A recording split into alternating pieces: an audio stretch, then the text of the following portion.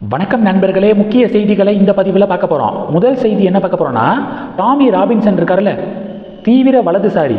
இப்போ இவர் யூகேவை விட்டு நான் வெளியேற போகிறேன், யூகே எனக்கு சேஃபாக இருக்கிற மாதிரி தெரியலை, எனக்கும் என்னுடைய ஃபேமிலிக்கும் சேஃபாக இருக்கிற மாதிரி தெரியலை, அதனால் யூகேவை விட்டு வெளியேற இருக்காராம் டாமி ராபின்சன். தீவிர வலதுசாரிங்க இவர். இவருக்கு ISIS தீவிரவாதிகள் கொலை மிரட்டல் விட்டுக்கிருக்கானுங்க. இதன் எதிரொலியாக தான் யூகேல இருக்கிறது எனக்கு பாதுகாப்பாக இருக்கிற மாதிரி இல்லை, நான் வெளியேறிடுறேன் அப்படின்னு ஒரு முடிவு எடுத்திருக்காராம். யூகேவுடைய நிலைமையை பார்த்தீங்களா, யூகேவுடைய செக்யூரிட்டியை பார்த்தீங்களா. ஒரு பக்கம் டாமி ராபின்சன்னா, இன்னொரு பக்கம் டாம் க்ரூஸ் இருக்கார்ல, மிஷன் இம்பாசிபிள் நடிச்சிருப்பார்ல டாம் க்ரூஸ், எப்படியெல்லாம் ஃபைட் பண்ணுறவர். அவர் லண்டனில் நைட் பிரிட்ஜ் அப்படிங்கிற ரொம்ப ஃபேமஸான ஒரு பிளேஸு, அதில் 47 மில்லியன் அமெரிக்க டாலரில் ஒரு சொகுசு வீடு ஒன்று வாங்கியிருக்காரு.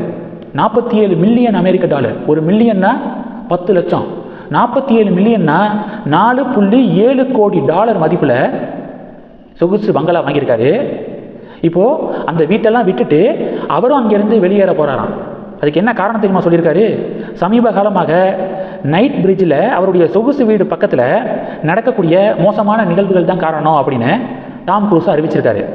தொடர் கொள்ளை நடக்குது, பாதுகாப்பு அச்சத்தை உணர்றேன், இதன் காரணமாக நான் இந்த முடிவு எடுக்கிறேன் அப்படின்னு சொல்லிட்டு அறிவிச்சிருக்காரு. யூகேவுடைய நிலைமை நாளுக்கு நாள் மோசமாயிருக்கு அப்படின்னு சொல்லிட்டு இப்போது உலக அளவில் பெரிய டிபேட் வந்துருக்கு. இது ஒன்று. ரெண்டாவது, ஹோம் மினிஸ்டர் அமித்ஷா அவர்கள் காரைக்காலில் பாஜக பொதுக்கூட்டத்தில் கலந்துக்கிட்டார்ல, அப்போது சுவரில் தாமரையுடைய படத்துக்கு பெயிண்டெல்லாம் அடிச்சிருக்காரு, தாமரை சின்னத்துக்கு பெயிண்டெல்லாம் அடிச்சிருக்காரு. அந்த வீடியோக்கள் வைரலாக ஷேர் ஆகுது. எப்போதுமே ஹோம் மினிஸ்டரோ இல்லை பிரைம் மினிஸ்டரோ வராங்கன்னா பாதுகாப்பு கருதி ட்ரோன்கள் பறக்க தடை விதிப்பாங்க. மாவட்ட நிர்வாகம் ட்ரோன்கள் பறக்க தடை விதிப்பாங்க. யாரும் ட்ரோனை பறக்க விடக்கூடாது, ஒரு குறிப்பிட்ட சரௌண்டிங்ஸு. ஆனால் நேற்று ஹோம் மினிஸ்டர் அமித்ஷா அவர்கள் பங்கேற்ற அந்த பொதுக்கூட்டத்தில் ஒரு ட்ரோன் பறக்க விடப்பட்டிருக்கு. மர்ம நபர் யாரோ ட்ரோனை பறக்க விட்டுருக்காரு. பாதுகாப்பு கருதி தான் ட்ரோன் பறக்க தடை விதிக்கப்படுது. ஆனால் இந்த விதிகளை மீறி யார் ட்ரோனை பறக்க விட்டது அப்படின்னு சொல்லிட்டு கொஞ்ச நேரத்திலே கண்டுபிடிச்சிட்டாங்க பாதுகாப்பு படை. அதுவும் பறந்த அந்த ட்ரோனை சுட்டு வீழ்த்தியிருக்காங்க பாதுகாப்பு படை. அந்த பொதுக்கூட்டத்தில் அந்த ட்ரோனை சுட்டு வீழ்த்தியிருக்காங்க. கடைசி விசாரிக்கும் போது லோகேஷ் அப்படிங்கிறவர் தான் அந்த ட்ரோனை இயக்கியிருக்காரு. இப்போ அவரை பிடிச்சி எதுக்காக ட்ரோனை பறக்க விட்டீங்க, ட்ரோன் பறக்க விடக்கூடாது அப்படின்னு சொல்லிட்டு தடை விதிக்கப்பட்டிருக்குல்ல, அதை மீறி எதுக்காக ட்ரோன் பறக்க விடப்பட்டுச்சு அப்படின்னு சொல்லிட்டு பிடிச்சி விசாரணை நடத்திக்கிருக்காங்க. இது 2. மூணாவது என்ன பார்க்க போகிறோம்? மூணாவது, சேலத்துக்கு ஹோம் மினிஸ்டர் வருவதாக இருந்துச்சு, ஆனால் திடீர்னு ஹோம் மினிஸ்டருடைய ப்ரோக்ராம் கேன்சல் செய்யப்பட்டிருக்கு. காரைக்கால் பாஜக பொதுக்கூட்டத்தை முடிச்சுட்டு அவர் புறப்பட்டு போயிட்டார்.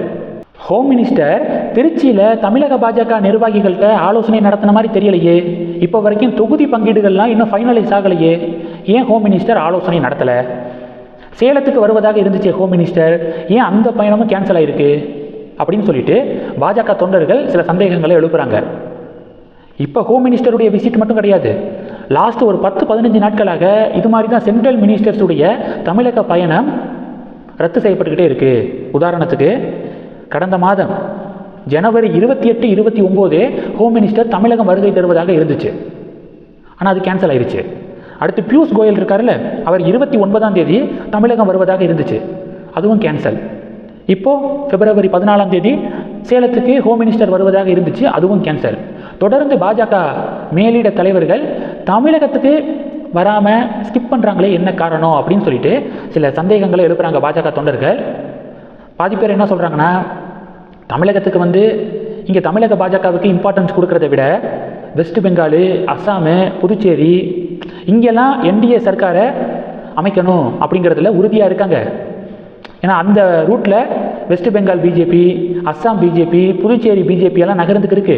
ஆனால் இங்கே தமிழக பாஜக அதிமுகவோடு கூட்டணி வச்சதுக்காக அப்படி கிட்டத்தட்ட சரண்டர் ஆகக்கூடிய நிலைமைக்கு தமிழக பாஜகவில் இருக்கக்கூடிய ஒரு சில தலைவர்கள் மாறிட்டாங்க. பியூஷ் கோயல்னு சொல்கிறாரு பாஜக மாநில தலைவர் நயினார், பியூஷ் கோயல் ஜீன் கூட சொல்லலை. ஆனால் EPS அண்ணன் எடப்பாடி பழனிசாமி அவர்கள் அப்படின்னு சொல்லிட்டு மரியாதையா இது மாதிரியான இஷ்யூ நடக்குது. ஹோம் மினிஸ்டர் அமித்ஷாவே 2-3 நேர்காணலில் NDA உடைய கூட்டணி ஆட்சி தமிழகத்தில் நடக்கும் அப்படின்னு சொல்லிட்டு பலமுறை உறுதிப்படுத்திய பிறகும் நயினார் நாகேந்திரன் சமீபத்தில் என்ன சொல்லியிருக்காரு? ஆட்சி அதிகாரத்தில் பங்கு நாங்களும் கேட்கல அதிமுக கிட்ட, அவங்களும் மாட்டேன்னு சொல்லலை, நாங்கள் அதிமுக கிட்ட அதெல்லாம் கேட்க மாட்டோம் அப்படின்னு நயினார் பேசியிருக்காரு. கிரவுண்ட்லேயே அதிமுக பாஜக தொண்டர்கள் மத்தியில் பெரிய ஒரு இணக்கம் இப்போ வரைக்கும் வரல, அந்த பாண்டிங் இப்போ வரைக்கும் கிடைக்கல. காரணம் நிறைய காரணம் இருக்குது.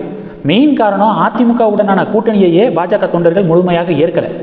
ஏன்னா 12%க்கு பாஜக தலைமையில் கூட்டணி அமைத்து 12%க்கு பிஜேபி இண்டிவிஜுவலாக ஓட் ஷேர் வாங்கி காமிச்சாங்க.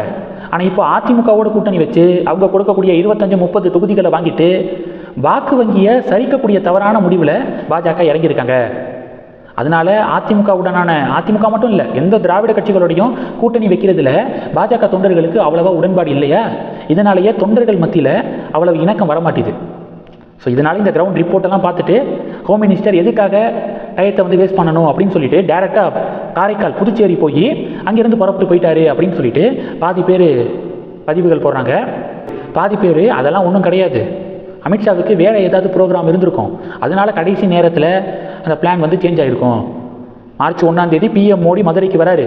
அப்போ மேடையில் NDA தலைவர்கள் எல்லாமே ஒரே மேடையில் இருப்பாங்க. தொகுதி பங்கீடு விவகாரங்கள்லாம் மார்ச் 1க்குள்ளே ஃபைனலைஸ் ஆகிடும், பொறுத்திருந்து பாருங்கள் அப்படின்னும் பாதி பேர் சொல்கிறாங்க. உங்களுடைய ஃபீட்பேக் என்ன, மறக்காமல் கமெண்ட் பண்ணுங்கள். தொடர்ந்து கனெக்டில் இருங்க, அடுத்தடுத்து நிறையா பதிவுகளை பார்க்க போகிறோம். நன்றி. ஜெய் ஹிந்த்.